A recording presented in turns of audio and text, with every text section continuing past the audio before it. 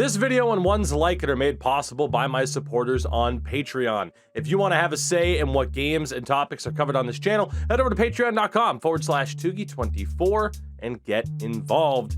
You can also head over to my Teespring store to buy shirts that you'll never wear in public. Link in the description. Not all that long ago, we talked about Gretzky NHL 2005, a title that Sony were hoping would springboard them into the ongoing competition with EA and 2K. As you can tell by the title of today's episode, it was successful enough to warrant a sequel. But spoiler alert, this would be it. This would prove to be Sony's last venture into the virtual ice hockey realm, the penultimate casualty to EA's eventual success and sole survivor status. Now, originally, I was going to structure this video around the question of whether or not the gaming world lost anything with Sony bowing out.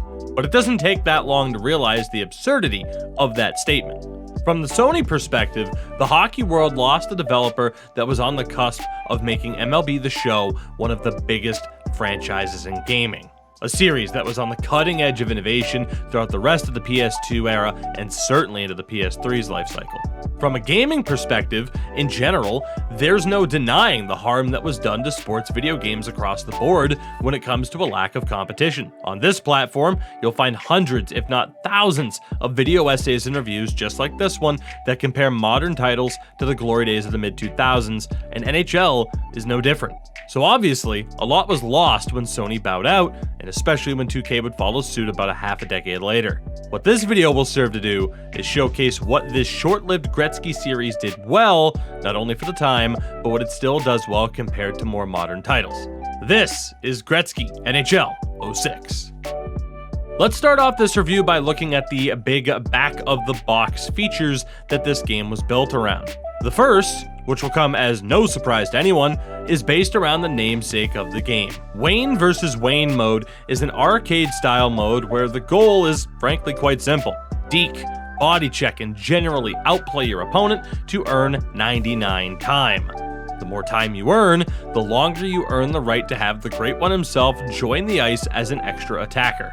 Not only does it become 6-on-5 in your favor, but the entire team gets a boost, growing up like the Monstars in Space Jam.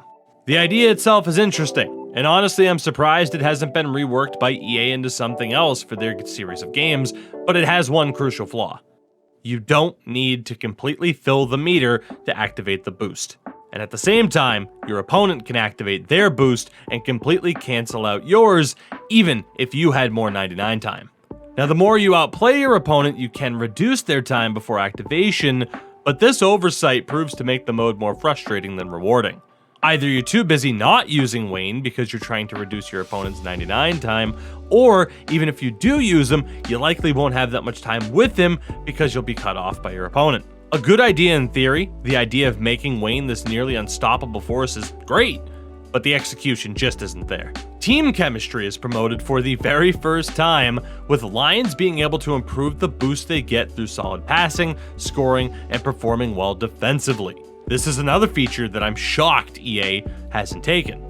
I do love the idea of certain player types getting a natural boost together, like we have in NHL 22, even if it's not implemented perfectly. But this idea of Lions being able to build chemistry just by playing together and doing well, I feel like this would really help make franchise modes that much more addicting. Rivalry mode returns. Yeah, it's about as exciting as it is in the game. It's still very underwhelming by modern standards. You can now choose to compete in either a series or head-to-head. The difference, not much at all, but you can play anywhere between 11 and 101 games if that sounds appealing to you. All the stat tracking is there.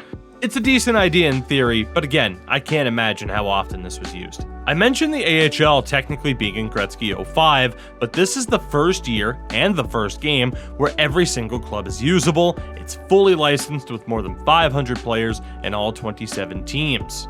While there aren't proper arenas, which isn't surprising, the league is fully integrated into franchise mode.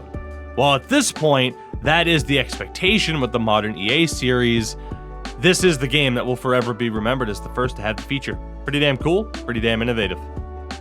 And the last back-of-the-box feature is the advertisement of the updated logo, rule set, and the all-around feel of the product after the 2005 lockout.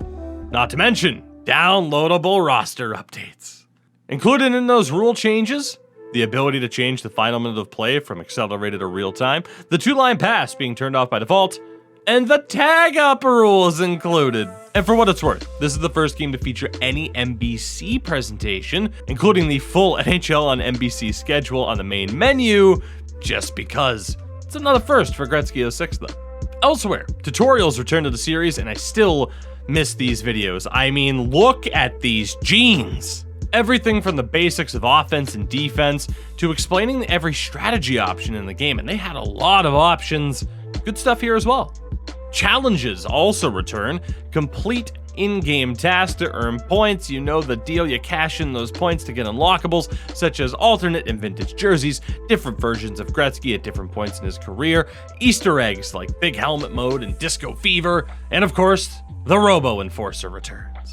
Create a player was still simple, but did have some notable features, such as iToy capabilities, basically a webcam for the PS2, and numerous attributes that I wish we had in NHL 22.